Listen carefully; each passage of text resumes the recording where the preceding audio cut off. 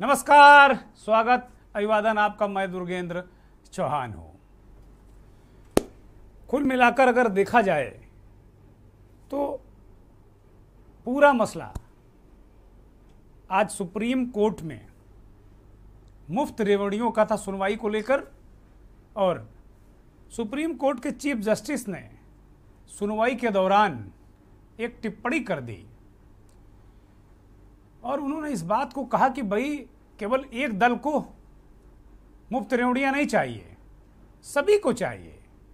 और उन्होंने एक व्यक्तिगत बात भी कही सुनवाई के दौरान, जब सॉलिसिटर जनरल तुषार मेहता दलीलें दे रहे थे, चीज़ों को रख रहे थे, तो भारत के प्रधान न्यायाधीश रमन्ना साहब ने कहा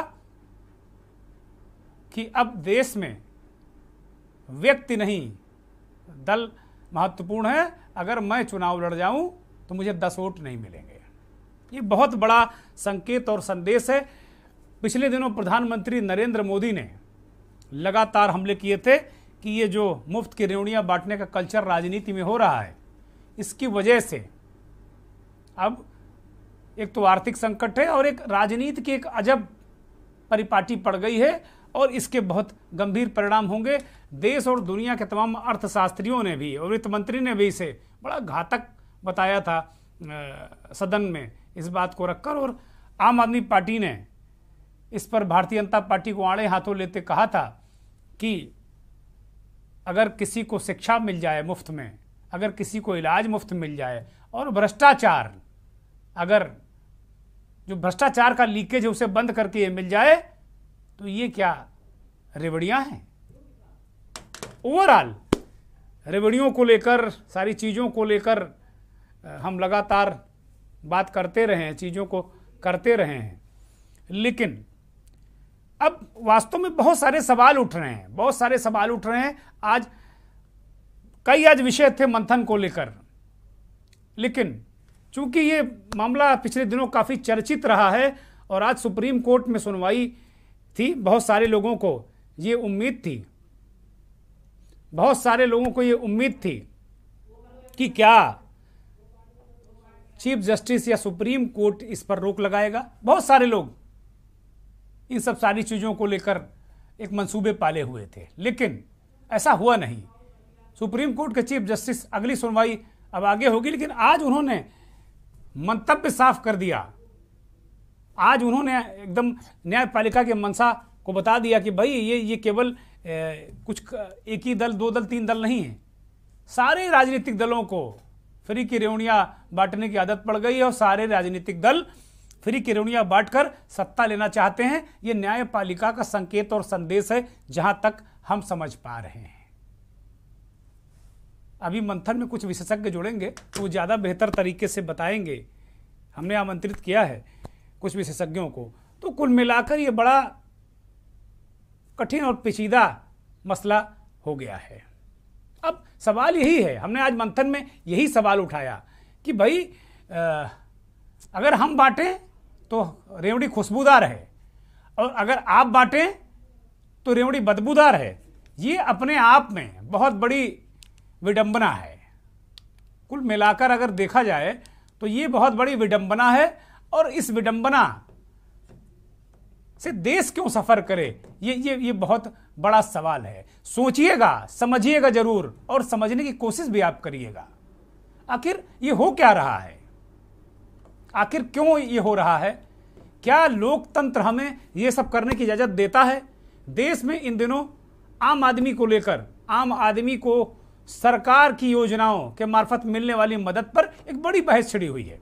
बहस रेवड़ी बनाम गजक बन गई है, इसका रूप ले चुकी है। इसी मुद्दे पर आज कोर्ट में बहस हुई। जैसा मैंने कहा कि प्रधान न्यायाधीश सीजेआई एनवी रमन्ना साहब की टिप्पणी ने बहुत कुछ कह दिया। मैंने बताया आपको कि कोर्ट की में सुनवाई के दौरान चीफ जस्टिस साहब ने सॉलिसिटर जनरल तुषार मेहता से कहा कि अगर वह खुद इस देश में चुनाव लड़ते हैं, जैसा मैंने कहा कि 10 वोट नहीं मिलेंगे, क्योंकि चीफ जस्टिस कह रहे हैं कि क्योंकि हमारे देश में राजनीतिक दल अधिक मायने रखते हैं, ना कि व्यक्ति। उन्होंने यह भी कहा कि अभी तक सुनवाई में से महसूस होता है कि देश के अधिकतर राजनीतिक दल रेवड़ियां चाहते हैं। उनकी इस तल्ख टिप्पणी के बाद ये समझना और भी जरूरी हो गया है कि आखिर लोकतंत्र के मायने क्या हैं। लोकतंत्र रूपी जिस सिस्टम में हम रह रहे हैं, हम जी रहे हैं, हम सांस ले रहे हैं, कहीं वह गलत दिशा की तरफ तो नहीं जा रहा, क्योंकि प्रधान न्यायाधीश ने खुद के चुनाव हारने की आशंका जताई। उनकी इस आशंका में दम भी है, क्योंकि हमारे देश में बहुत सारे प्रमुख लोग चुनाव लड़े हैं और हारे हैं, और बाद में वह चुनाव जीते भी हैं, और लोगों के दिलों पर उन्होंने योजनाओं के जरिए राज किया है, अभी तक भी राज कर रहे हैं। माफ कीजिएगा, मेरी बात अगर आपको बुरी लगे, मेरी बात से अगर आपका दिल दुखे, तो मैं पहले ही माफी मांग लेता हूं।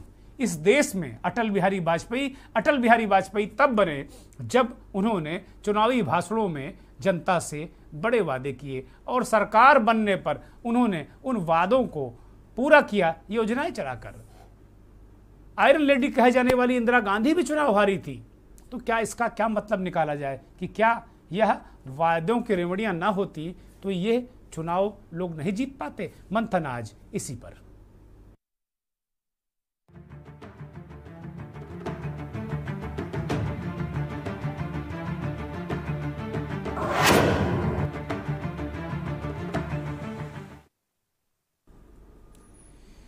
तो पूरी कथा काया हमने आज के मंथन की आपके सामने रखी।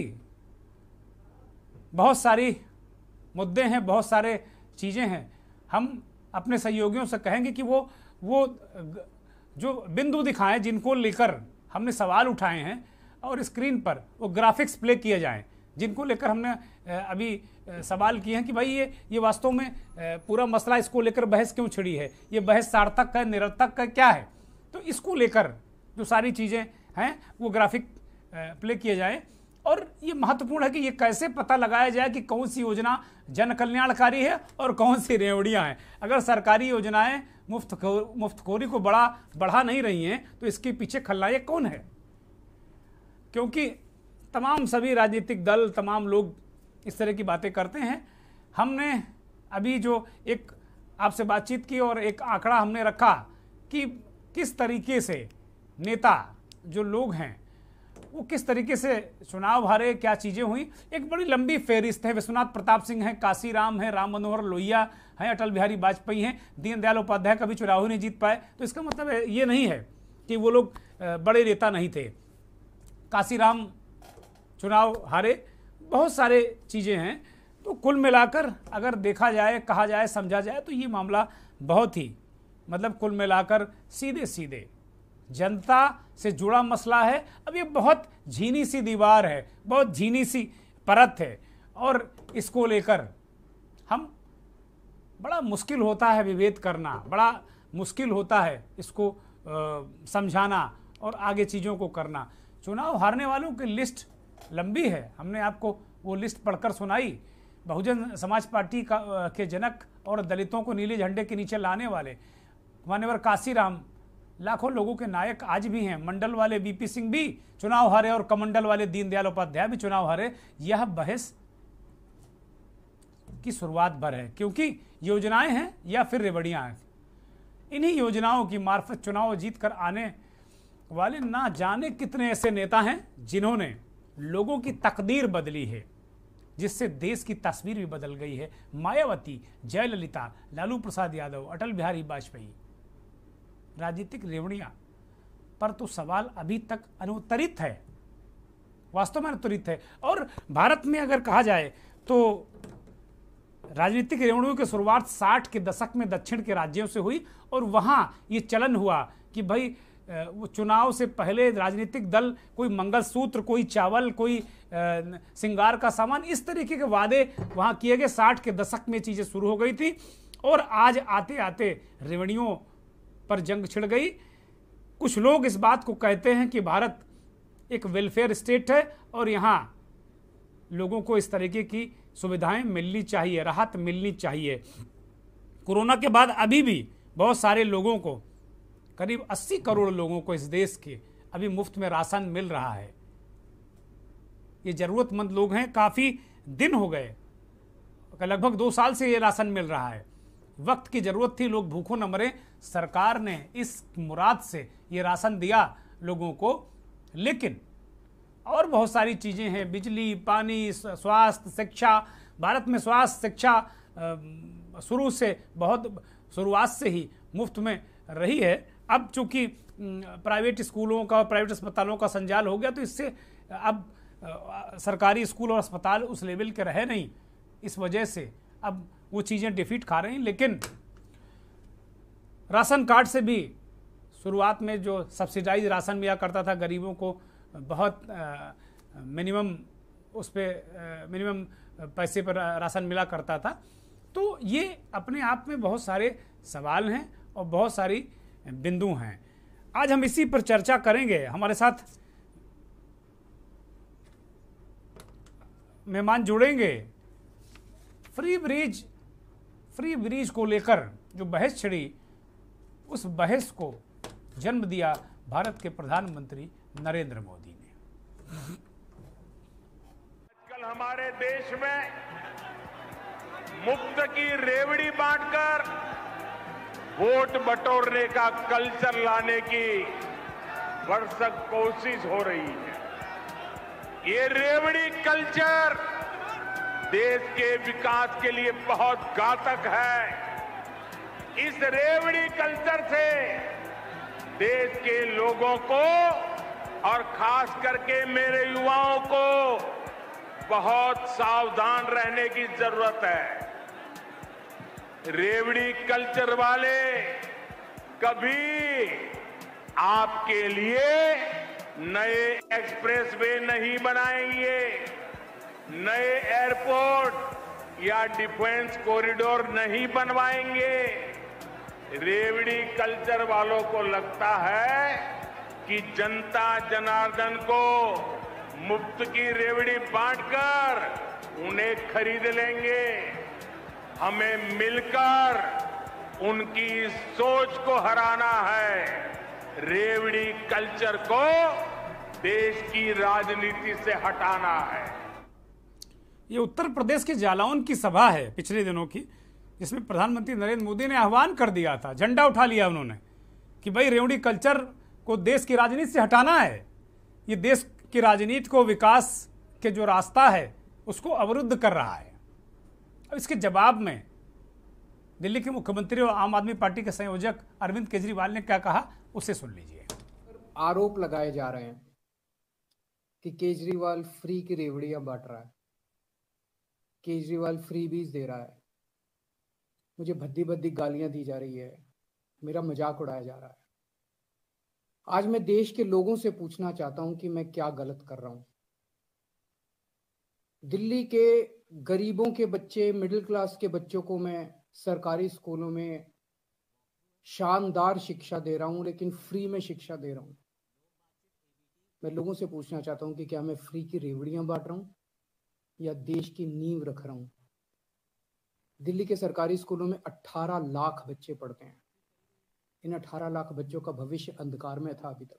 सीएजी की रिपोर्ट ने कहा है कि 2015 के बाद से, जब से केजरीवाल की सरकार आई है, तब से दिल्ली का बजट नफे में चलने लगा। उसके पहले घाटे में चलता था। तो बजट भी नफे में चल रहा है, कोई नया टैक्स नहीं बढ़ाया, भ्रष्टाचार खत्म कर दिया। भ्रष्टाचार खत्म करके जो इतना पैसा बचा, उससे अगर अब मेरे अपने लोगों की मैंने इतनी सहूलियतें दे दी, तो बताइए मैंने क्या गलत किया। मैं बताता हूं आपको फ्री की रेवड़ी क्या होती है, और मैं बताता हूं आपको इस देश में फ्री की रेवड़ी कौन बांट रहा है। एक कंपनी है बहुत बड़ी, उस कंपनी ने लोन लिया कई बैंकों से, खा गए वो लोन, बैंक दिवालिया हो गए, और उस कंपनी ने एक राजनीतिक पार्टी को चंदा दे दिया, कुछ चंद करोड़ रुपए का, और उस कंपनी के खिलाफ सरकार ने कोई एक्शन नहीं लिया। ये फ्री की रेवड़ी है।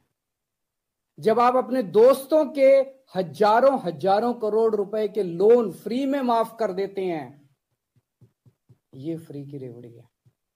जब आप विदेशों की यात्रा में जाते हैं और विदेशों की यात्रा के बहाने आप अपने चंद दोस्तों के लिए वहां ठेके लेते हैं विदेशी सरकारों से, ये फ्री की रेवड़ी है। अब इस मसले पर के न्यूज ने आम लोगों से बातचीत की, उसको जरा सुनिए। रूपी मदद जो है मिलती रहनी चाहिए या बंद हो जाए? नहीं, मिलती रहनी चाहिए। इससे अर्थव्यवस्था पर जो है वो भारी असर पड़ रहा है। अर्थव्यवस्था पर अगर भारी असर पड़ा तो वो सरकार देखेगी ना, उनका काम है, सरकार चला रहे हैं तो उन्हीं का काम है ना देखना। वो अपने हिसाब से डील करें उस चीज़ को, उसको सुधारना है। योजनाओं को रेवड़ियाँ कहा जा रहा है और इसको बंद करने की बात की जा रही है। देखिए, इस देश के प्रधानमंत्री को यह बात पहले समझ जाना चाहिए कि जिसको वो रेवड़ी समझ रहे हैं, जिसको अभी आपने देखा होगा लाल किले से उन्होंने परिवारवाद पर भाषण दिया, हमारे देश के प्रधानमंत्री को रेवड़ी और परिवारवाद का मतलब ही नहीं है। परिवारवाद कह करके क्या वो भगवान राम को नहीं मानते? परिवारवाद कह करके क्या भगवान शंकर को नहीं मानना चाहते? किस रेवड़ी की बात कर रहे हैं? अरे रेवड़ी तो वो होती है जो आपने अपने मित्रों को बांटने का काम किया है, जो आपने कर्जे के रूप में अपने मित्रों को देने का काम किया है, जो आपने अपने सगे संबंधियों को दान में देने का काम किया है, इसको रेवड़ी कहते हैं। अगर जो हमारे देश का प्रधानमंत्री इतनी हल्के में बात करता है तो ये हमारे देश के लिए दुर्भाग्य की बात होती है, चाहे वो फ्री राशन हो, चाहे वो और बहुत सारी चीज़ें हैं, तो इनको रेवड़ी कहा जा रहा है और कहाँ ये ऐसा कहा जा रहा है कि इसको बंद कर देना चाहिए। आपको क्या लगता है? नहीं, बंद तो नहीं करना चाहिए, कहीं ना कहीं फ़ायदा दे ही रही है जनता को, भले डायरेक्टली नहीं इनडायरेक्टली दे रही है, तो मेरे हिसाब से बंद तो नहीं होना चाहिए। लेकिन अर्थव्यवस्था पर बोझ पड़ रहा है। थोड़ा बहुत तो काम ही है सरकार का इस चीज़ को मैनेज करना, बट इसको हटाकर करना ये गलत है। नहीं, अगर उससे फ़ायदा हो रहा है तो चलना ही चाहिए, बंद नहीं करना चाहिए उसको। आपको क्या लगता है, फायदा हो रहा है नुकसान हो रहा है? हाँ, फ़ायदा ही हो रहा है। अगर योजना आई है तो कोई फ़ायदे के लिए आई होगी। आपने किसी योजना का आज तक लाभ मिला आपको? हाँ, कुछ योजना का मिला, मुझे याद नहीं, लेकिन हाँ मैंने भी लिया योजना का। जब स्टडी मतलब पढ़ाई कॉलेज में था उसमें भी योजना थी, और अभी मैंने एक योजना वाली देखी थी जो क्या नाम है, स्ट्रीट वाले जो वेंडर्स होते थे उनका लोन हो रहा था जो 10,000 कोविड के बाद, वो सब योजना अच्छी थी, तो उसमें मिला लोगों को, काफ़ी जानने वालों में भी मिला लोगों को। योजनाओं के जरिए आम आदमी को मिलने वाली मदद पर एक बहस छिड़ी हुई है। कोई राजनीतिक दल इसे रेवड़ी कह रहा है तो किसी ने इसे रेवड़ी से बढ़कर गजक का नाम दे दिया है। खाने में दोनों ही मीठी हैं, चाहे रेवड़ी हो या गजक हो, लेकिन ज़्यादा खाने से डायबिटीज़ और शुगर होने का भी ख़तरा होता है। निश्चित तौर के ऊपर योजनाओं के ज़रिए जो मदद दी जा रही है, उस मदद और योजना के बीच में एक लक्ष्मण रेखा खींचने की बात की जा रही है। ये लक्ष्मण रेखा ज़रूरी है या ये लक्ष्मण रेखा महज एक राजनीतिक शगुफा, ये देखने वाली बात होगी। लेकिन इतना साफ है कि बहुत सारे ऐसे लोगों को सरकार की मदद चाहिए जो उस लायक नहीं होते हैं, और बहुत सारे ऐसे लोग भी हैं जो टैक्स के तौर पर जो पैसा जमा करते हैं, उनके पैसे का योजनाओं के तौर पर अक्सर दुरुपयोग होने की भी खबरें आती हैं। तो निश्चित तौर पर रेवड़ी और गजक उतनी ही खानी चाहिए, उतनी ही मिलनी चाहिए जितनी ज़रूरी हो, क्योंकि रेवड़ी और गजक ज़्यादा खाने से शुगर और डायबिटीज़ जैसी बीमारी होने का ख़तरा भी बढ़ जाता है। लखनऊ में कैमरा पर्सन समीर के साथ के न्यूज़ के लिए शबी हैदर। तो हमारे सहयोगी राजनीतिक संपादक शबी हैदर ने बहुत अच्छे तरीके से, बड़े सरल शब्दों में रेवड़ियों की बात समझाई, और वो थोड़ा 2 कदम और आगे चले गए कि भाई रेवड़ी और गजक में भी अब ये कहा जा रहा है कि भाई गजक भी है। रेवड़ी तो अभी तक बटी रही थी, अब गजक को लेकर भी बहस छिड़ी है। सीधे चर्चा पे आते हैं, मेहमानों का परिचय कराते हैं। पूर्व जज BD नकवी साहब हमारे साथ जुड़ गए हैं। बहुत समाज में बहुत सकारात्मक सोच पैदा करने के प्रयासों में नकवी साहब लगातार लगे हैं, और मैं एक बार फिर बता दूं कि जब वो सेवा में थे न्यायपालिका में, तो उनके फैसले बड़े चर्चित रहते थे, और एक नागरिक के रूप में भी नकवी साहब लगातार अपने बेबाक राय रखते रहे हैं। बहुत स्वागत नकवी साहब, बहुत अभिनंदन और बहुत आभार आपका, बहुत धन्यवाद। किसान नेता शेखर दीक्षित हमारे साथ जुड़े हैं। दीक्षित जी बहुत स्वागत, बहुत आभार, बहुत धन्यवाद। और भारतीय जनता पार्टी के नेता शेखर कुमार भी हमारे साथ जुड़ गए हैं। आपका ये बहुत स्वागत और बहुत आभार, बहुत धन्यवाद। नकवी आम आदमी पार्टी से संतोष दुबे जी भी जुड़ गए हैं। आम आदमी पार्टी के प्रखर प्रवक्ता हैं संतोष जी, बहुत अभिनंदन, बहुत आभार और बहुत धन्यवाद आपका। नकवी साहब से इस चर्चा की शुरुआत करते हैं। नकवी साहब, आज सुप्रीम कोर्ट कि चीफ जस्टिस ने इस पूरे रेवड़ी का जो विवाद चल रहा था पिछले दिनों, नरेंद्र मोदी जी जो भारत के प्रधानमंत्री हैं, उन्होंने पिछले दिनों जालौन की एक सभा में कहा था कि भाई जो रेवड़ी कल्चर राजनीति में आ गया है, इसका समूल नाश जरूरी है, क्योंकि ये बिल्कुल अवरोध है, राजनीति को प्रदूषित कर रहा है। और बहुत सारी बातें उन्होंने कह दी और कहा कि इसका बिल्कुल जब तक ये राजनीति से हटेगा नहीं, दीमक की तरह खा रहा है। उसका आशय उनकी बातचीत का यही था, आह्वान कर दिया था उन्होंने देश का कि भाई भगाओ ये रेवड़ी कल्चर वाले लोगों को। आम आदमी पार्टी ने उस पर प्रतिक्रिया भी दी थी केजरीवाल ने। अब ये मसला सुप्रीम कोर्ट में है, सुप्रीम कोर्ट ने आज सुनवाई की और बड़ी महत्वपूर्ण टिप्पणी रमना साहब ने की। उन्होंने कहा कि भाई इस देश में अब व्यक्ति नहीं दल महत्वपूर्ण है, अगर मैं खुद चुनाव लड़ूं तो 10 वोट नहीं मिलेंगे। उन्होंने इस तरीके की बातें रमना साहब ने की है और उन्होंने कहा भाई सारे राजनीतिक दल, सारे का मतलब उन्होंने कहा ज्यादातर, सारे शब्द इस्तेमाल नहीं किया, लेकिन उन्होंने कहा अधिकांश राजनीतिक दल ये चाहते हैं कि वो भी रेवड़ी बांटें सरकारी पैसे से। नकवी साहब, चीफ जस्टिस की इस टिप्पणी के मायने देश के अंदर क्या आप देखते हैं और राजनीति जो लोग करते हैं उनके लिए क्या संकेत और संदेश दे रहे हैं चीफ जस्टिस साहब? अभी मुझे लगता है कि 2-3 दिनों बाद ही रिटायर होने वाले हैं वो। देखिए, आपने बड़ा इंपॉर्टेंट सब्जेक्ट पर डिबेट रखी है और जहां तक ऑनरेबल चीफ जस्टिस के कॉग्निजेंस लेने के सवाल है, जाहिर है उन्होंने उनकी टिप्पणी महत्वपूर्ण है, इम्पोर्टेंट है इस बैकग्राउंड में। लेकिन अफसोस की बात यह है कि हमारे प्राइम मिनिस्टर ने बड़ी एतराज किया आप पार्टी की इस डिमांड पर। मुझे तो बड़ा अजीब सा लगा जब वो हिंदुस्तान में सिलेंडर फ्री बांट रहे थे, जब वो अपने दोस्तों को लाखों हजारों करोड़ रुपया माफ कर रहे थे, जब हिंदुस्तान से गुजरात के लोग, पैसे वाले लोग पैसे लेके भाग रहे थे, तब शायद उन्होंने ध्यान में ये बात नहीं आई कि हमारी बैंक लूट रही है, हमारा देश लूट रहा है, तब उनका एहसास नहीं जागा। अजीब बात है, वो हर अपने भाषण से, अपनी स्पीच से लोगों को ये कन्विंस करना चाहते हैं कि वो वाहिद वो आदमी है जो देश की चिंता उन्हें सता रही है। ये डबल स्टैंडर्ड है। हिंदुस्तान एक ऐसा मुल्क है जहां गरीब ज्यादा है, अमीर कम है। हिंदुस्तान एक ऐसा मुल्क है जो डेमोक्रेसी है, जहां हर आदमी को बराबरी का हक है। इक्वलिटी ऑफ अपॉर्चुनिटी कैसे होगी, ये बड़ा सवाल है। हमारा प्रीएम्बल ये कहता है कॉन्स्टिट्यूशन का कि हमें सोशलिस्टिक पैटर्न ऑफ सोसाइटी चाहिए, हमें ऐसा देश चाहिए जहां चंद लोगों के हाथ में वेल्थ न हो, जहां मोनोपोली न हो। लेकिन ये डायरेक्टिव प्रिंसिपल हैं। लेकिन मैं ये कहूंगा ऑनरेबल चीफ जस्टिस से आपके माध्यम से कि काश इस डायरेक्टिव प्रिंसिपल पर आप कॉग्निजेंस लीजिए कि स्टेट चंद लोगों के हाथों में चीजों को बेच रही है। ये अफसोस की बात है कि हमारे रमन्ना साहब ने इस बात का नोटिस नहीं लिया। हमारे ऑनरेबल सुप्रीम कोर्ट ने आज तक ये कोई नोटिस नहीं लिया कि why Adani Ambani, why not Tata, why not Birla, why not other corporate people who are just having assets, those who are doing a good business, they should get the opportunity. जहां तक गरीबों का सवाल है, ये बात जो है, गरीबों को बेसिक नीड अगर पूरी की जाए, अगर बेसिक चीजें दी जाए आम हिंदुस्तानी को, तो वो फ्री बीज के डेफिनेशन में नहीं आता, क्योंकि वो टैक्स पेयर का पैसा है, लोग इस बात को मानेंगे। लेकिन अगर लग्जरीज के लिए पैसा दिया जाए, एक बॉर्डर लाइन हमें खींचनी होगी और ऑनरेबल सुप्रीम कोर्ट को भी एक बॉर्डर लाइन बनानी होगी जहां फ्रीबी और जो है लग्जरीज के अंदर और जो आम आदमी की जरूरतों के बीच एक दायरा बनाना होगा। ये बात सही है कि फ्रीबीज देने से मोटिवेशन कम होता है, लोगों को मेहनत का जज्बा कम पैदा होता है और लोग आश्रित होने लगते हैं, चैरिटी में पलने लगते हैं। बिल्कुल सही है। लेकिन अभी मैं कश्मीर गया था, सारी अमरनाथ यात्रा में सीआरपीएफ वेलकम, अमरनाथ यात्री सारा फ्री का, उनको सामान, सारा मोटिवेशन, कुंभ मेले में हजारों करोड़ रुपया देना, ये भी फ्रीबीज ही है ना। इसको आप कहेंगे फ्री यात्रा कहीं करा देना।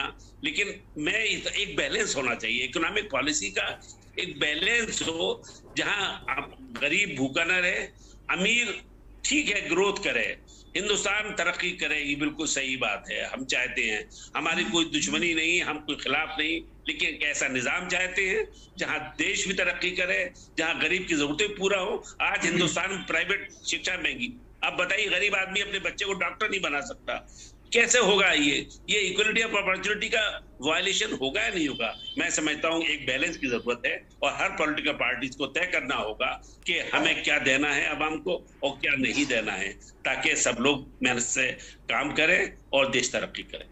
जी चौहान साहब। बहुत सारगर्भित शब्दों में नकवी साहब ने बातें रखी और अपना नज़रिया उन्होंने पेश किया। हमारे सहयोगी एक ब्रेक का इशारा कर रहे हैं, ब्रेक लेते हैं और जब आएंगे तो इसके कई पहलुओं पर भी चर्चा करेंगे, क्योंकि ये जो रेवड़ियां हैं इसको लेकर मेरे मन में भी बहुत सारे सवाल उठ रहे थे कि भाई इसके क्या क्या साइड इफेक्ट होंगे, क्या क्या नुकसानात होंगे, बहुत सारे सवाल हैं मन में, इस पर चर्चा करेंगे। आप देख रहे हैं के न्यूज, खबरों का सारथी। देखें कौन नया खिलाड़ी आया है, समझा देते हैं, प्यार से समझाएंगे। ये तो अपनी जुबान है। जुबान एक हो तो दिल भी एक होने चाहिए। विमल बोलो जुबान केसरी। मस्त मस्त मस्त मस्त मस्त है, बड़े मस्त है, टेस्ट में भी लज्जत है। बावर्ची की सोया बड़ी बड़ी मस्त है। बावर्ची न्यूट्री सोया बड़ी, इसमें है हाई प्रोटीन जो खाने को बनाए एक हेल्थी डाइट और टेस्ट में बड़े मस्त है। Servocon Energy Efficient Transformers, India's fastest growing transformer manufacturer and exporter, up to 50 MVA. Servocon, रखे सब कंट्रोल में। गोल्डी हिंग का तड़का लगे तो सभी दबा के खाते हैं। गोल्डी हिंग कण कण में जान। देखें कौन नया खिलाड़ी आया है, समझा देते हैं, प्यार से समझाएंगे। ये तो अपनी जुबान है। जुबान एक हो तो दिल भी एक होने चाहिए। विमल बोलो जुबान केसरी। आप देख रहे हैं के न्यूज, खबरों का सारथी।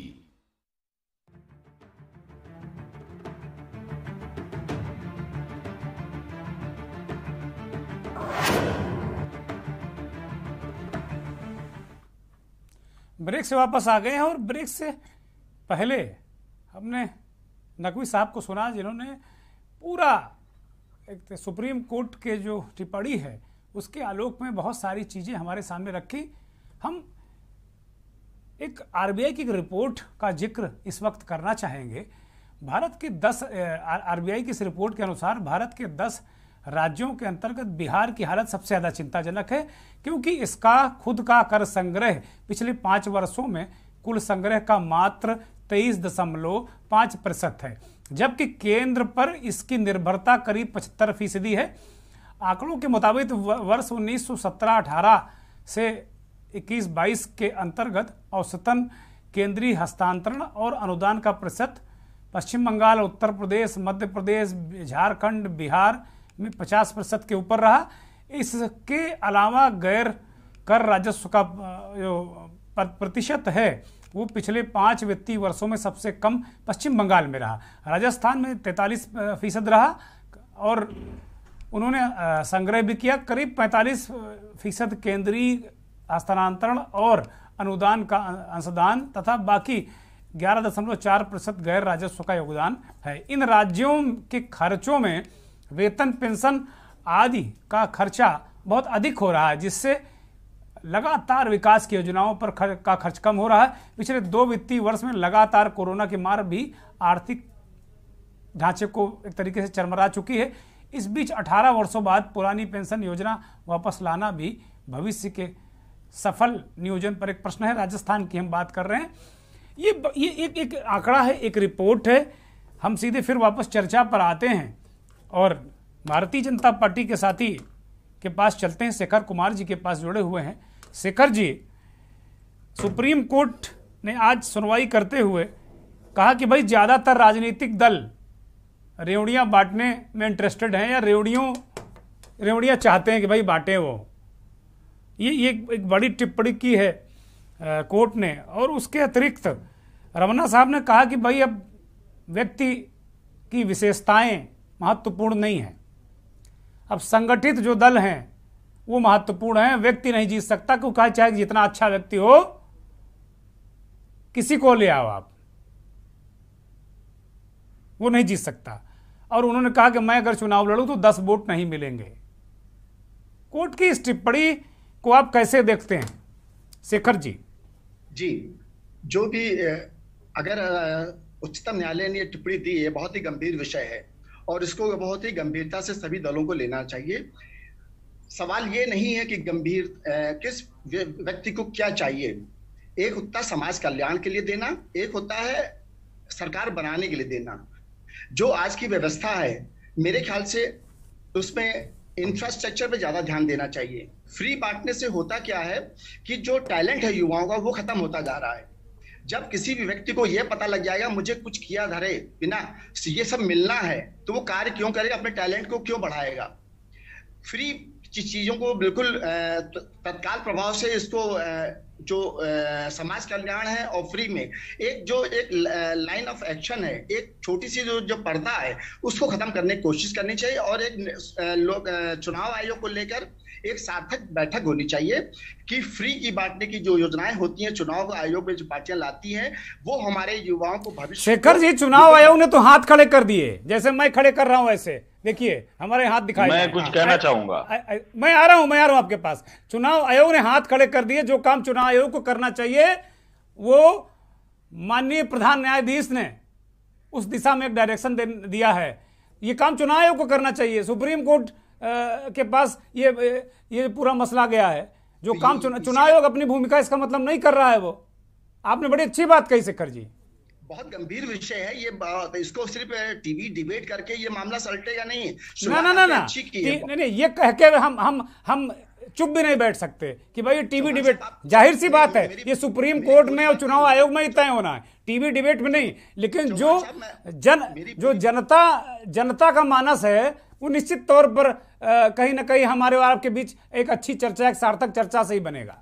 हमारे आपके चैनल पे सम्मानित जो प्रवक्ता बैठे पार्टियों के, एक सिंपल सी है, अगर आप कोई चीज फ्री बांटे, जैसे व्यापार का कोई है, अगर वो अपनी व्यापारी अपने लड़के को जो टैलेंट नहीं पढ़ाएगा, एमबीए नहीं कराएगा, कुछ क्वालिफिकेशन, वो सिर्फ यही कहेगा कि तो मेरे पापा ने 15 करोड़ पैदा कर लिए, मुझे क्या करना पढ़ाई करने से। तो ये गंभीर विषय है। फ्री में बांटने की जो योजना है ये आदमी को किस व्यापारी को, मध्यम वर्ग तो मरा जा रहा है, जो लोअर मिडिल क्लास उसको कौन बांट रहा है? या तो जो लोग देश से भाग गए उनको बांटा गया, या जो सबसे नीचे हैं उनको बांटा गया। 20 का आदमी तो मर रहा, हमारे यहाँ जैसे लोग तो मर रहे हैं ना, प्राइवेट नौकरी करते हैं, मर रहे हैं, उनको कौन सा फ्री ब्रिज मिल रहा है? शेखर जी, मैं इस पे कुछ कहना चाहूंगा। जी कहिए, शेखर दीक्षित कहिए, बोलिए। जी, देखिए ऐसा है कि माननीय न्यायालय ने बिल्कुल सही टिप्पणी करी और ये बिल्कुल ठीक कहा कि आज वो चुनाव लड़ें तो 10 वोट भी नहीं पाएंगे, और यही सत्य है। इसका कारण केवल ये नहीं है जिन विषयों पे हम बात कर रहे हैं, हम किसान की बात ही कर लेते हैं। जब किसान की आय बढ़ानी होती है तब आप ये कहते हैं कि महंगाई बढ़ जाएगी, और जब महंगाई बढ़ती है और किसान कर्जे में और सब्सिडी मांगता है तब आप ये कहते हैं कि वो फ्री की मांग रहा है। ये देश दो प्रकार से चलता है। एक 10% जिसके पास सारी सुविधाएं मुहैया हैं, जिसके पास सारी योजनाएं मुहैया हैं और जो सारे लाभों को पूरी तरीके से लेता है, जिनमें आप आज मुख्यतः नाम अंबानी और अडानी का सुनते आ रहे हैं। इससे पहले और लोगों के नाम भी रहे थे। और बाकी 90% जिसमें मध्यम, किसान, मजदूर और उसके नीचे काम करने वाले रहते हैं। आप जब उनका हक उनको कभी देंगे ही नहीं, आप उनकी जब एक्चुअल लागत उनको कभी मुहैया ही नहीं कराएंगे। प्रधानमंत्री जी, मुख्यमंत्री जी बार बार कह रहे हैं कि भाई किसानों का तो इस देश में इससे पहले इतना कल्याण ही नहीं हुआ, भूतो ना भविष्य तो, और आप किसान नेता होकर ऐसी गलत बयानी क्यों कर रहे हैं भाई? कौन सा गलत बयानी है, सही समझिए भाई, कौन से किसान का कल्याण हो गया है? यही तो मैं पूछना चाहता हूं आपसे कि किसानों का कितना कल्याण हुआ? प्रधानमंत्री जी, मुख्यमंत्री जी कह रहे हैं कि कल्याण हुआ है और आय दोगुनी हो गई, और आप कह रहे हैं कि किसान बड़े परेशानी में है। आदित्यनाथ जब बने थे पहली बार मुख्यमंत्री तो बहुत जोश में उन्होंने एक बयान दिया था, सभी को याद होगा, भारतीय जनता पार्टी वाले इस पे चर्चा नहीं करते हैं, कि 14 दिनों में होगा गन्ने मूल्य का भुगतान। उसके बाद वो सरकारी आंकड़ों पे आ जाए, जैसे उससे पहले सपा और बसपा आया करती थी। आज उस बात पे बोलने को भी तैयार नहीं, भारतीय जनता पार्टी का भी कोई प्रवक्ता बोलने को तैयार नहीं है।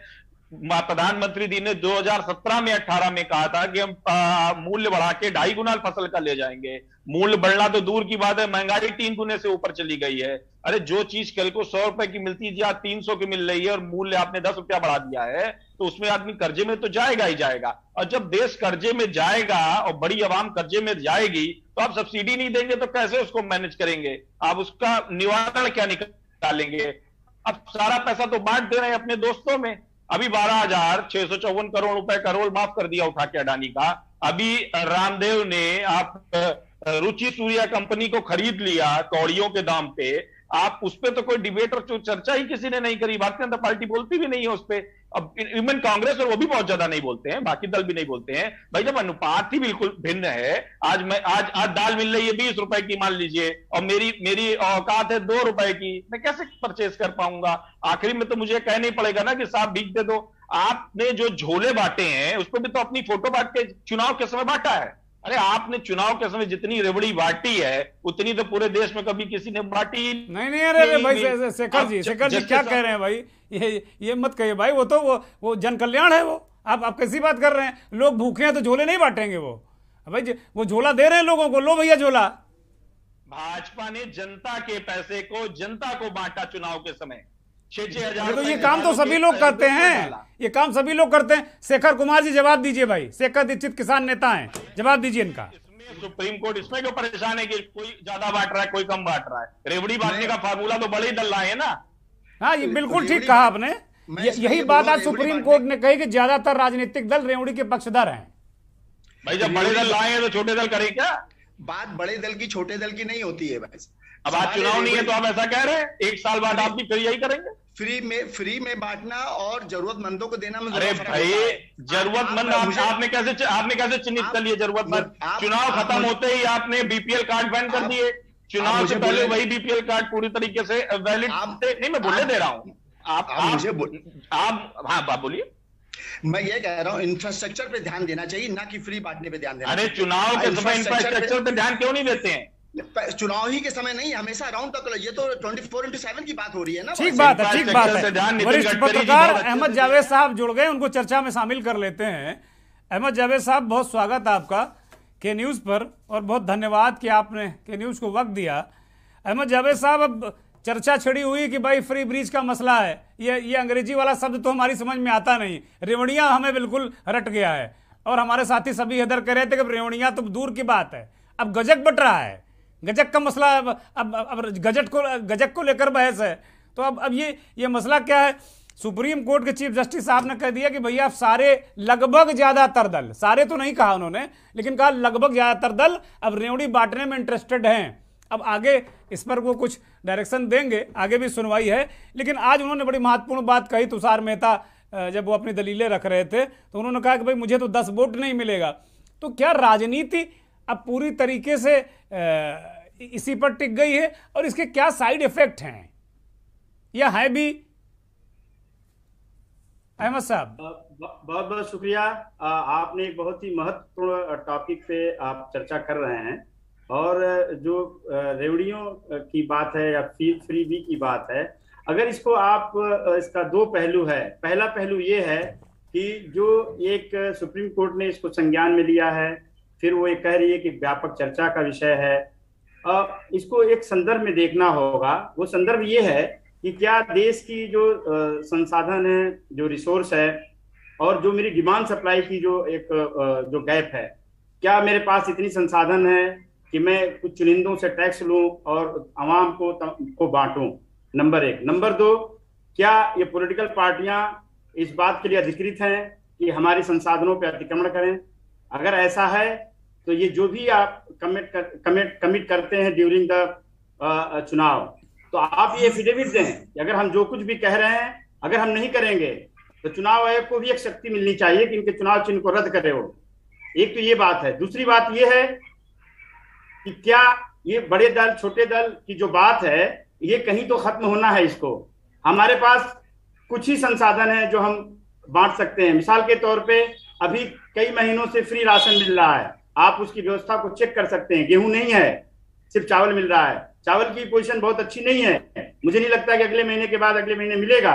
इसी तरह एक बहुत मतलब आप सुन के आपको अफसोस होगा कि पंजाब में पिछले कुछ महीनों से या साल से दलित छात्रों को छात्रवृत्ति नहीं मिल रही है। वो हजारों की तादाद में छोड़ के घर वापस चले गए। ये जो एक या बुनियादी स्वास्थ्य पे जो खर्च होना था उसके लिए एक बाढ़ सी आई है। आम आदमी पार्टी हो, बीजेपी हो, समाजवादी हो, टैबलेट का बांटना है या कोई बिजली फ्री दे रहा है। बिजली आती कहां से है? ये संसाधनों से आती है। ये अगर किसी पार्टी का नाम लेना ज्यादा उचित नहीं होगा, लेकिन बहुत सही टाइम पे सुप्रीम कोर्ट ने इस बात को संज्ञान में लिया है। अब ये तय होना चाहिए। इसके दो पहलू, जैसे मैंने बताया कि चुनाव आयोग को सख्ती मिलना चाहिए और जो पार्टी कमिट किया, जैसे मैंने कहा कि 15 लाख रुपया मैं दूंगा और अभी तक नहीं दिया आपने, या आपने कहा कि दिल्ली अरे भाई अहमद साहब क्या बात कर रहे हैं? वो कह रहे जुमला है, सार्वजनिक रूप से अमित शाह जी कह चुके जुमला है भाई। हो सकता है, बात कर रहे हैं आप। हो सकता है। आप दिल्ली में आइए। अब तो महाराज छोड़ दीजिए इन लोगों को। 1000 आपको कॉलेज स्कूल बना के देंगे, हम टीचरों की नियुक्ति करेंगे। आपने कुछ नहीं किया। आप पंजाब में चले गए, छात्रावास से लड़के घर वापस चले गए। ये किसकी जिम्मेदारी है? तो जरूर एक व्यापक सब्जेक्ट है, इस पे चर्चा होनी चाहिए। अब मैं समझता हूं कि सारे राजनीतिक पार्टियों को संजीदा होना पड़ेगा और पानी ही एक मात्र रह गया है जिसपे अब पूरी दुनिया में जंग होना है, उसी को लेके होना है। तेल के तो ऑप्शन ढूंढ लिया आपने, अब पानी बिजली फ्री कर दिया आपने। आप एक दूसरे को प्रोपोर्शनेट आप नहीं देख रहे हैं। तो आप पंजाब में चले गए, आप मान लीजिए उत्तर प्रदेश में अभी आ जाएंगे। तो जो जनता का एक नेचर बना है, अगर इतिहास में आप जाएं देखें कि उनको आपने लालची बना दिया है और आपके पास कोई मेरिट नहीं है। मैं सही बता रहा हूं आपको कि आपके पास कोई मेरिट नहीं है जो आज जिससे आप वोट मांग सकें। तो ये सही समय है, इस पे व्यापक चर्चा होना चाहिए। जैसे कि साउथ के पार्टियों को काफी हार्श वर्ड इस्तेमाल किया सुप्रीम कोर्ट ने, या कुछ लोगों ने सहमति जताई है, असहमति जताई है। ये चर्चा होनी चाहिए और बहुत अच्छा विषय है ये, और ये सही टाइम भी है। 2024 से पहले एक कंसेंसस बनना चाहिए सारे। अरे भाई मोदी जी ने वही तो किया है। अहमद साहब कंसेंसस बनाने के लिए तो उन्होंने बात छेड़ी है। यूं ही नहीं चर्चा सुप्रीम कोर्ट तक चली गई। शुरुआत मोदी जी ने की। नकवी साहब, अहमद जावेद साहब कह रहे हैं कि भाई इस पर चर्चा होनी चाहिए। और बहुत सारे उन्होंने उदाहरण दिए कि भाई दलित छात्रों को छात्रवृत्ति नहीं मिल रही है। अभी किसान नेता शेखर दीक्षित बैठे हैं, वो कह रहे हैं भारतीय जनता पार्टी के लोग झूठ बोल रहे हैं लगातार। कहीं कोई किसानों की आय नहीं दोगुनी हुई, गन्ने का भुगतान नहीं हुआ। जो चुनाव में कहा था कि बिजली के बिल किसानों को माफ कर देंगे, वो बता रहे हैं फिर से मीटर लग रहे हैं। किसान नेता से हमारी बात हो रही थी, शेखर दीक्षित भी इसकी तस्दीक करेंगे। तो ये मसला क्या है? कह के भी हम लोग मुकर जाते हैं। भाई अब ये कैसे तय होगा कि भारतीय जनता पार्टी जो दे वो जन कल्याण है, और जो केजरीवाल या जो अखिलेश यादव या जो साउथ के लोग दे दें वो फ्री ब्रिज है? कैसे तय होगा ये नकवी साहब? देखिए, ऐसा है कि बड़ी सीरियस डिबेट हो रही है और सभी स्पीकर्स बहुत अच्छा बोल रहे हैं। इवन मैंने महसूस किया कि बीजेपी के प्रवक्ता भी बहुत अच्छा बोल रहे हैं। ये और बात है कि उनकी कुछ मजबूरियां हैं जो बात को वो नहीं कह सकते, जो वो हम लोग कह सकते हैं। दीक्षित जी ने बहुत अच्छी बात रखी किसान की। हमें ये समझना होगा कि हिंदुस्तान के अंदर जो सरकारी लोगों की तनख्वाहें बढ़ाई, ज्यादा बढ़ाई, महंगाई इतनी नहीं बढ़ी थी। 6 पे कमीशन, 7 पे कमीशन से हमें 1800 रुपए तनख्वाह मिलती थी जब अपने मुंसिफ हम बने। उसके बाद हमारी पेंशन 80-90 हजार है और 2 लाख रुपए तनख्वाह हमारी थी। और जबकि अखबार फ्री, पेट्रोल फ्री, गाड़ी फ्री, मकान फ्री। ये क्या फ्री बीज नहीं है? क्या बिजली का बिल जो है ना दे सरकारी अफसर, अखबार के पैसे ना दे, मेंबर पार्लियामेंट जो है फ्री चले, हवाई जहाज में चले और अपने कूपन को बेच ले और वो जो चाहे कर ले। अब क्या ये सारे लोग जानते हैं, पढ़े लिखे लोग, व्यूअर्स हमारे हिंदुस्तान की जनता नहीं जानती जिस अंदाज से हमारे यहाँ 540 वाइट एलिफेंट्स हैं। जो पार्लियामेंटेरियंस को मैं वाइट एलिफेंट्स ही कहूंगा। क्या सुप्रीम कोर्ट के जज के पास इतनी इम्यूनिटीज है? क्या इतनी होनी चाहिए? क्या हिंदुस्तान के प्राइम मिनिस्टर को बहुत महंगा जहाज खरीदना चाहिए? क्या उनको बहुत बड़ी कोठी बनवानी चाहिए?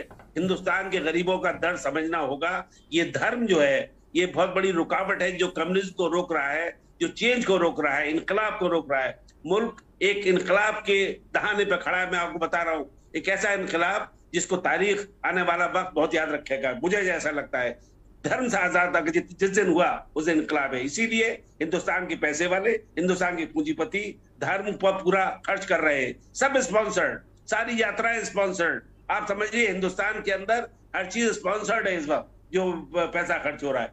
बाल पहना यह है कि तनख्वाहें कम होनी चाहिए सरकारी लोगों की, पार्लियामेंटेरियंस की एबिलिटीज को कंटेन करना चाहिए, सब चीज फ्रीबीज, और जो बेजा तौर पर दिया जाए अब हमको वो भी गलत है। ऐसा नहीं है कि मैं उसको सपोर्ट करूं, मैं नहीं कर सकता।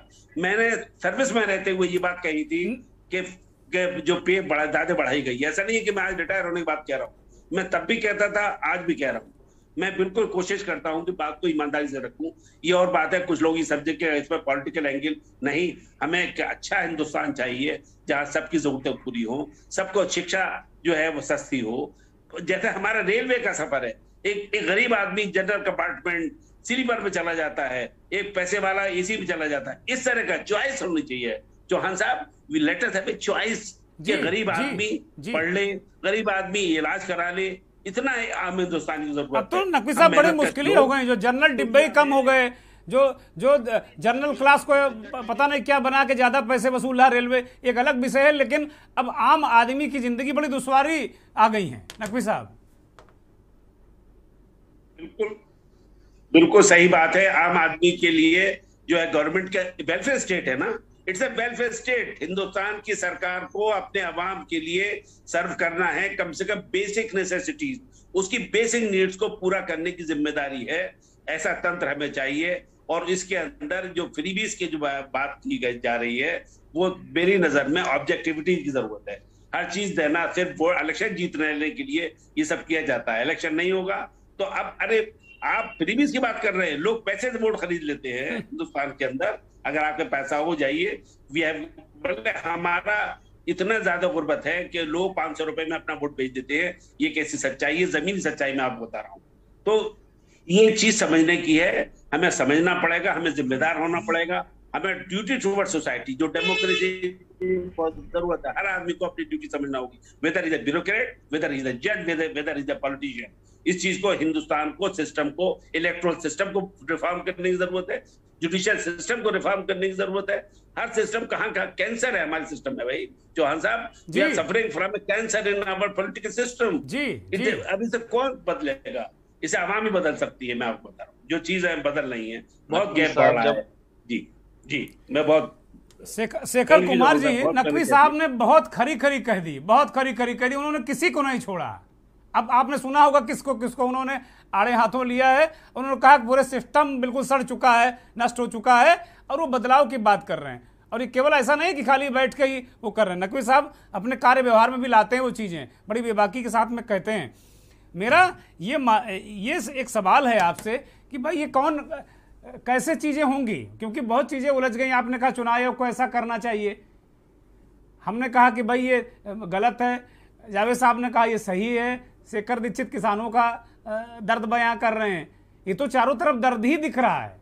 शेखर कुमार जी, एक है कि इंफ्रास्ट्रक्चर पे ध्यान देना चाहिए, और फ्री जो बांटने की प्रथा में, once again I repeat myself कि ये सारी बुनियादी चीजें खत्म हो रही हैं, टैलेंट खत्म होता जाएगा। जब किसी भी व्यक्ति को पता लग जाएगा कि चुनाव आने वाला, मुझे ये स्कूटी फ्री मिलेगी, टीवी फ्री मिलेगा, तो वो क्यों मेहनत करेगा, अपने टैलेंट पे क्यों ध्यान देगा।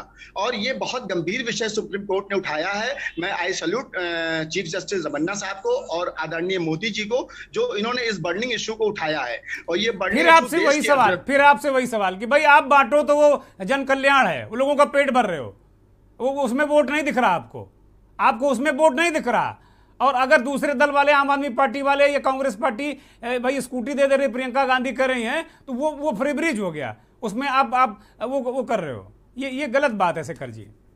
बंदों को देना अलग बात होता है, एक फ्री पॉलिसी सबके लिए देना अलग बात होता है। चुनाव मैनिफेस्टो में अगर कुछ आती है और अगर वो उसका सरकार वहां बनती जिस भी पार्टी की, अगर वो मैनिफेस्टो पूरा नहीं करते, आप भी अभी उत्तर प्रदेश में तमाम राज्यों में आप चुनाव जीते भी हैं, और आपने संकल्प पत्र में लिखा है कि मैं मुफ्त बिजली देंगे, ये देंगे, लैपटॉप देंगे, स्कूटी देंगे। क्या है ये? क्या आप नेता अपने घर से लाएंगे? जनता का टैक्स, जनता का पैसा जनता को देंगे। इंफ्रास्ट्रक्चर पे ध्यान दिया जा रहा है, समय लग रहा है और चीजें बहुत इंप्रूव हुई हैं। एकदम से आप 70 साल की बात करें, 70 साल में के बाद मुझे लग रहा है वापस पूरा कृपा करके अब 70 साल को मत कहिए भाई, 8 साल आपको भी हो गए। अब नेहरू को गाली देना बंद करिए, अब नेहरू नहीं आएंगे यहाँ। अब जो हम ही लोगों को जीना है, जितनी जिंदगी हम लोगों की बची वो अच्छा जी लें। शेखर दीक्षित भाई, किसानों की दशा आपने बताई, बड़े शिष्ट और बड़े वरिष्ठ नेता हैं शेखर कुमार जी। वो बार बार इंफ्रास्ट्रक्चर की बात कर रहे हैं, हम इंफ्रास्ट्रक्चर को समझ नहीं पा रहे हैं। जरा आप थोड़ा इस पर प्रकाश डालें कि किसानों का कोई इंफ्रास्ट्रक्चर सुधरा है इस देश में? क्या किसानों को लेकर कोई उनके लिए इंफ्रास्ट्रक्चर तैयार हुआ है, इससे वो उनकी जिंदगी सहूलियत हो? किसानों को लेकर इंफ्रास्ट्रक्चर तैयार करने का काम अडानी के पास बहुत जोर शोर से पहुंच गया है। आप देखिए, हरियाणा से लगा के सब जगह अडानी अपने वेयर हाउसेस तैयार कर रहे हैं। किसानों की जमीन ठेके पे हर जगह लीज पे लेने को तैयार हैं। किसान मजदूर बनने की बिल्कुल राह पे खड़ा है। और रही किसान की फसल के दाम बढ़ने की बात, तो वो तो मुझे लग रहा है शेखर जी को स्वयं खुद पता होगा कि इस समय एक्चुअल में दाम क्या है और क्या दाम मिल रहा है। इसकी कुछ कहने की बात नहीं है। अब वो चाहे गन्ने का हो, चाहे दलहन का हो, चाहे तिलहन का हो, और चाहे वो गेहूं और धान का ही हो जो सरकार खुद खरीद रही है, सबके हालात इस समय क्या है? शेखर जी, इस बार सरकार ने खरीदा कहाँ? अभी तो आपको 40 रुपए गेहूं मिलेगा, किसान के जेब में नहीं जाएगा वो। इस बार 5% 6% खरीदी हुई है, बाकी सब जो प्राइवेट प्लेयर हैं उनकी जेब में गया है आपका जो गेहूं है। अब अभी देखिएगा आटा कैसे उड़ के बिकता है महंगा। मैंने इंफ्रास्ट्रक्चर में सबसे पहले इसीलिए कहा, अडानी जी ने इंफ्रास्ट्रक्चर अपना मजबूत कर लिया है। मैंने इसीलिए कहा कि अभी हम अपने एक मित्र से कह रहे थे कि भैया 200 ग्राम का पैकेट आएगा आटे का, 200 ग्राम का पैक जो किसी ई कॉमर्स वेबसाइट से आप मंगाएंगे और उसको जेब में रखे रहेंगे कि भैया ये आटा है, ये आटा है। ये स्थिति आने वाली है। अभी तक किसान को आप ये कह देते थे कि महंगाई बढ़ेगी इसलिए हम दाम नहीं बढ़ाएंगे, लेकिन जब अडानी के स्टोर में होगा तब आप ये कहने की पोजीशन में नहीं होंगे कि आप बढ़ाइए या घटाइए। वो कहेंगे बिजनेसमैन है, जीएसटी दे चुके हैं, वो जाने। नहीं, उसमें कंट्रोल ही नहीं ना सरकार का। उसमें तो हाथ खड़े कर देती है कि भाई जब पेट्रोल के दाम बढ़ते हैं, भाई वो तो वहाँ जो ओपेक देश हैं वो बढ़ा देते हैं। अरब कंट्रीज से पेट्रोल बहुत महंगा आ रहा है, और जब सस्ता हो जाता तब सस्ता नहीं करते। ये तो हम सब देख चुके हैं। तब वो कहेंगे भैया इसका पैसा हम आपकी सड़क बना रहे हैं, आपके लिए पुल बना रहे हैं, जिस इंफ्रास्ट्रक्चर की बात शेखर कुमार जी कर रहे हैं। लेकिन हम जरा जानना चाह रहे थे शेखर जी कि क्या किसानों के लिए भी कोई मजबूत इंफ्रास्ट्रक्चर बना है? आपने चुटकी ली है, आपने तंज कसा है अडानी वाला, मैं उस पर नहीं जाता, मैं मूल बातों पर आपसे चर्चा करना चाहता हूं। इसके अलावा क्या बना है वो बीजेपी प्रवक्ता ही बता दे, हम लोगों ने तो देखा नहीं है कहीं पे। भाई हम लोग शेखर कुमार जी बता दीजिए, बड़ा चुटीला सवाल है शेखर कुमार जी। शेखर दीक्षित आपके नामा राशि है पूछ रहे हैं जी। मैं वही कह रहा हूँ, इंफ्रास्ट्रक्चर कोई जो है 4 साल में बहुत फर्क आया है। 8 साल में 2014 के बाद आप देखिए बहुत चीजों पर आया। आप किसी व्यक्ति विशेष किसी पे टिप्पणी करके आपने कितने नए गोडाउन ऐसे बनाए, कितने नए सरकार बने, कितने नए एयरपोर्ट बने, कितनी नई चीजें डेवलप हो रही हैं। आप फसल के इंफ्रास्ट्रक्चर की बात कर रहे हैं ना, हम एक्सप्रेसवे की बात कर रहे हैं। हम सारी इंफ्रास्ट्रक्चर की जो हमारी जमीनों पे बना है, हमारे ऊपर बुलडोजर चढ़ के, जो बुनियादी हमारी जरूरतें, संसाधन की जो कमी थी, इस देश में सबसे बड़ा शेखर दीक्षित, मैं इस देश में सबसे बड़ा किसान को मानता हूं और उसे भगवान मानता हूं मैं। ये मेरा शायद ये निजी राय हो सकती है, लेकिन बहुत सारे करोड़ों हिंदुस्तानियों की भी राय है ये कि किसान भगवान है, अन्नदाता है। हमारा पेट भरता है, आपका पेट भरता है। अगर किसान पेट न भरे तो न पत्रकार में बोलने की ताकत आएगी और न नेता में आएगी। और उस अन्नदाता के लिए क्या किया, जरा ये बताइए शेखर दीक्षित। जैसे भगवान सिर्फ भोग के अधिकारी हैं, वैसे ही अन्नदाता सिर्फ बातों का अधिकारी है। जैसे भगवान को भोग लगाया और सारा भोग खा गए, वैसे ही आज की डेट में किसान भगवान है, अन्नदाता है, बातों का भोग लगाया और बाकी सब खा गए। शेखर जी, जो फ्री वाली बात हो रही, सुप्रीम कोर्ट ने अगर ये मुद्दा उठाया, इस पे गंभीर से चिंतन करना चाहिए। और अरे बीजेपी को इस पे माफी मांगनी चाहिए कि मैंने अब तक जितना फ्री दिया वो गलत दिया। नहीं, सवाल अगर सुप्रीम कोर्ट भाई वो कहीं कह रहे उन्होंने दिए कहाँ, वो तो जन कल्याण में दिया उन्होंने, फ्री कहाँ दिया है। अहमद जावेद साहब को स्क्रीन पर लाया जाए, फाइनल कमेंट उनसे लेंगे। अहमद जावेद साहब, आक्षेप लगाए, इल्जाम लगाए जो सरकार चलाती है। अहमद जावेद साहब, ये सवाल अभी मंथन में अनुत्तरित है। अब हम आपसे निवेदन करेंगे कि इसका जवाब दे के जाइए आप कि भाई ये बहुत पतली सी झीनी सी दीवार है, पर्दा है, क्या है कि भाई अहमद जावेद साहब दे रहे हैं तो वो फ्री ब्रिज है और नकवी साहब दे रहे हैं तो जन कल्याण है। कैसे तय होगा ये? फाइनल कमेंट 40 सेकंड में।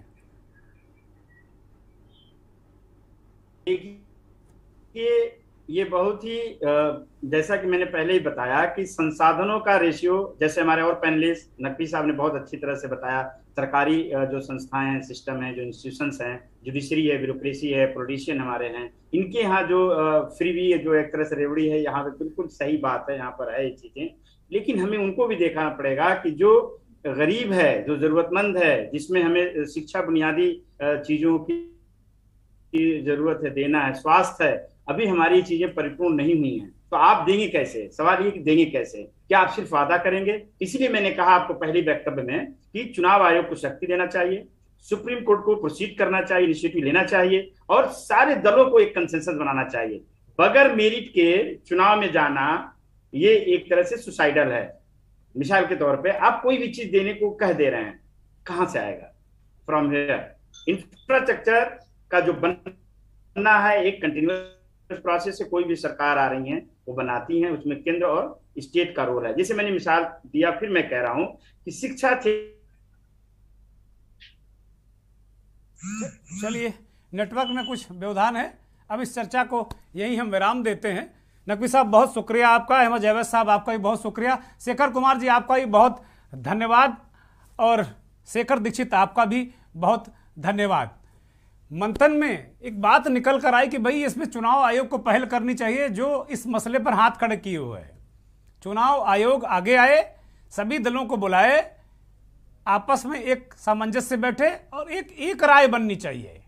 ये लगभग ज्यादातर लोगों ने कही और भारतीय जनता पार्टी के प्रवक्ता ने भी इस बात को कहा बहुत संतुलित भाषा में। ये चर्चा भी बड़ी गंभीरता से हुई और आमतौर पर हम देखते हैं कि जो सत्ता दल के लोग होते हैं वो बहुत अपनी बात पर वो अडिग रहते हैं। लेकिन आज के जो हमारे साथी थे शेखर कुमार जी, उन्होंने वस्तुस्थिति की बात की, चीज़ों की बात की, उनको धन्यवाद, उनको बधाई भी कि भाई सार्थक चर्चा होनी चाहिए। लेकिन कुल मिलाकर निकला यही मंथन में कि चुनाव आयोग आगे आए, चुनाव 2024 के चुनाव में जब सारी पार्टियां जाएं, जब एक राय बन जाए कि भाई हमको फ्री ब्रिज क्या है और जन कल्याण क्या है, फ्री ब्रिज को निकाल बाहर करो और जन कल्याण की वादे योजनाएं उस तरह की बात सारे दल करेंगे और इसके इतर अगर कोई करेगा तो उसके चुनाव लड़ने पर आयोग रोक लगाएगा। लेकिन ये बहुत कठिन बात है, ये बहुत कठिन काम है, लेकिन आयोग नहीं कर पाएगा, मुश्किल है, नामुमकिन है, ऐसा मैं बिल्कुल नहीं कह सकता। अब मंथन में वक्त हो चला है चलते चलते का, और चलते चलते में हम बात करेंगे बहराइच के बाद रायबरेली में भी एक तरीके से एक एथलीट की तरह दौड़ी डीएम माला श्रीवास्तव। आज मुख्यमंत्री योगी आदित्यनाथ महान स्वतंत्रता सेनानी राणा बेनी माधव बख्श सिंह की जयंती पर गए थे और इस कार्यक्रम में वहाँ के डीएम माला श्रीवास्तव मुख्यमंत्री के ऑडिटोरियम से निकलते ही हेलीपैड तक उन्होंने दौड़ लगा दी पीछे पीछे। इसी दृश्य के साथ छोड़ जाते हैं। ये हो सकता है प्रोटोकॉल हो सकता हो शिष्टाचार हो। इस वीडियो को देखिए और आप तय कीजिए कि आखिर है क्या। बहुत बहुत धन्यवाद, नमस्कार।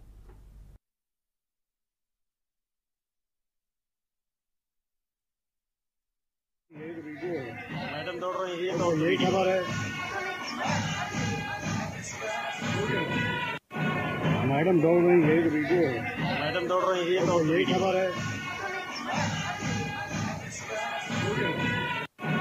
मैडम दौड़ रही है, वीडियो है। मैडम दौड़ रही है तो यही खबर है। मैडम दौड़ रही है, वीडियो है। मैडम दौड़ रही है तो यही खबर है।